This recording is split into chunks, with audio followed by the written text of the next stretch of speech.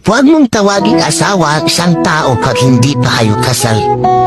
No license, no evidence. In short, kulurong pa yung relasyon nyo. Anytime, pwede kayo maghiwalay dalawa. Kagaya ng lupa, para matawag mo sa iyo ang lupa at maangkin mo, kailangan mo talaga ng titulo. Kaya pag kinasal ka, ang ibig sabihin, KMJS, kasi nagkatuluyan kayo. Pero pag live-in partner ka, ang ibig sabihin, once upon a time, pwede magkatuluyan, pwede maghiwalay. Pero pag kabit ka, ang ibig sabihin, kulpo. Kasi may magre-reklamo sa'yo at pwede ka pang makulong. Pero pag iniwan ka, ang ibig sabihin, suko. Naluko ka na, na-scam ka pa. At pag minalas ka, mamamatay ka pa. Kaya gulapin mo yung biyanan mo.